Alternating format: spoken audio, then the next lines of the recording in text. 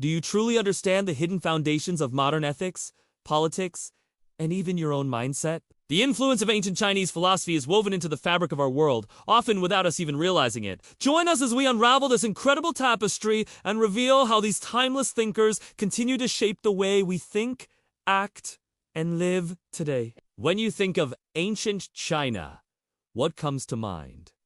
The Great Wall. Intricate dynasties.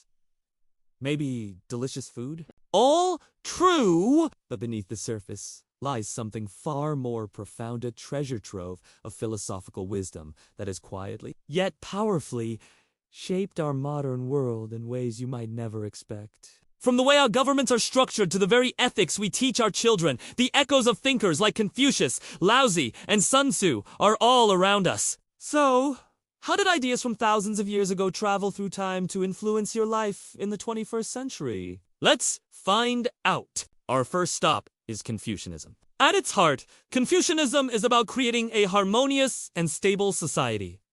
The key? Relationships and respect. Confucius emphasized the 5 relationships: ruler and subject, father and son, husband and wife, older and younger brother, and friend and friend. Each relationship comes with specific duties and responsibilities. Now, think about it.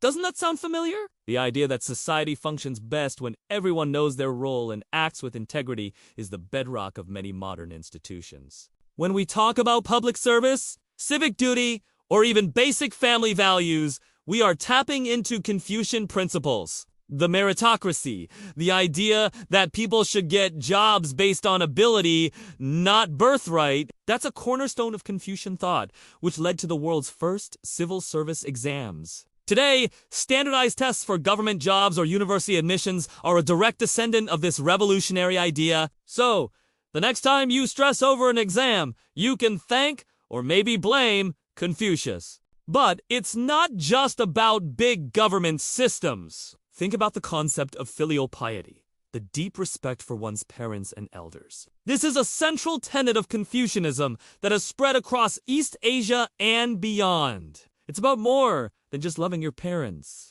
It's a sense of duty, gratitude, and care that strengthens family bonds. While the expression of it might differ from culture to culture, the underlying value of honoring your family and community is a universal theme that Confucianism helps codify and champion. It's the invisible glue that holds societies together. Now, let's shift gears completely and enter the world of Taoism, or Taoism. If Confucianism is about order and social structure, Taoism is about embracing the natural flow of the universe. The founder, Laozi, wrote the Tao Te Ching, a book of profound and sometimes puzzling wisdom. The central concept is the Tao, which translates to the way it's the natural, spontaneous, and effortless force that governs everything. Taoism teaches us to practice Wu Wei, or effortless action. This isn't about being lazy. It's about acting in harmony with the natural flow of things, rather than struggling against it. Think of a surfer riding a wave. They don't try to control the ocean. They align themselves with its power. How does this show up today? Look no further than the modern mindfulness and wellness movements. The idea of going with the flow, reducing stress by accepting things we can't control, and finding balance in our lives is pure. When you practice yoga, meditation, or even just take a walk in nature to clear your head, you are channeling the spirit of the Tao. Taoism also gave us the concept of yin and yang, the iconic symbol of duality and balance. This idea that opposing forces like light and dark, masculine and feminine, chaos and order are interconnected and complementary has influenced everything from medicine to art to our understanding of psychology. It reminds us that balance is not a static state, but a dynamic, ever-shifting harmony. Of course, we can't talk about ancient Chinese influence without mentioning Sun Tzu and his legendary work, The Art of War. You might think this is just a book for generals and soldiers, but its impact is far, far broader. The Art of War is less about fighting and more about strategy, psychology, and winning without conflict. Its core principle is that the supreme art of war is to subdue the enemy without fighting.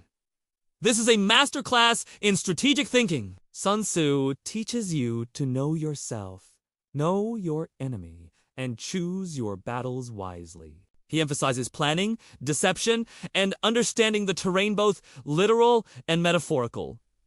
Where do we see this today? Everywhere! Business schools across the globe teach Sun Tzu's principles as a core part of their strategy curriculum. When a company launches a marketing campaign to outsmart a competitor, or when a CEO negotiates a merger, they are often using tactics straight from the art of war. Concepts like identifying your competitor's weaknesses, using your strengths to your advantage, and the importance of timing are all fundamental to modern business strategy. It's also used in sports coaching, legal negotiations, and even personal development. Anytime you think strategically about achieving a goal by understanding the landscape and the players involved, you are channeling your inner Sun Tzu. It's a timeless guide to navigating competitive environments. Whether it's a battlefield, a boardroom, or just the challenges of daily life. Beyond these big three, there are other schools of thought that have left their mark. Take legalism, for example. It was a harsh, pragmatic philosophy that argued people are inherently selfish and need strict laws and strong, centralized power to be kept in line. While it was brutal in its original form, the core idea that a society needs a clear, impartial legal system and a strong government to function has been fundamental to the development of the modern state. Every time we talk about the rule of law, we're acknowledging a principle that the legalists championed, albeit in a much more humane form. Even traditional Chinese medicine, which is deeply intertwined with Taoist philosophy, has had a global impact. Practices like acupuncture and the focus on holistic health treating the entire person, not just the symptom, are now integrated into Western wellness practices. The idea that our physical, mental, and emotional health are all connected is a key insight from ancient Chinese thought that modern science is increasingly validating. It's all about balance, that yin and yang, gang within our own body. So, why does all of this still matter? Because these philosophies aren't just historical artifacts. They are living, breathing toolkits for navigating the complexities of modern life. In a world that often feels chaotic and overwhelming, Confucianism offers a blueprint for building stronger communities through respect and responsibility in an age of burnout and constant digital noise. Taoism provides a path to inner peace and balance by reminding us to connect with the natural world and go with the flow. And in our competitive, fast-paced society, Sun Tzu gives us the strategic wisdom to achieve our goals intelligently and efficiently. These ancient ideas have survived for thousands of years for one simple reason. They work. They speak to fundamental truths about human nature, society, and our place in the universe.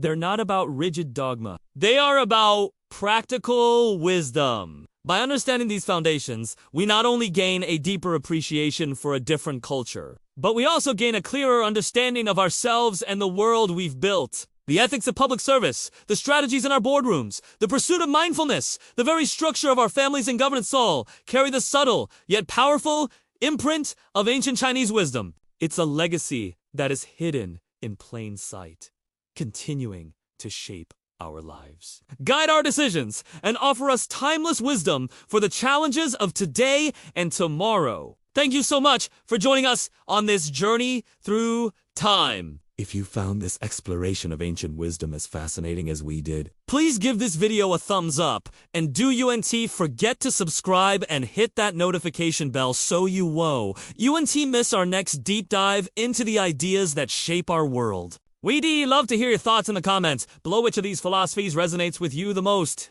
Until next time, stay curious.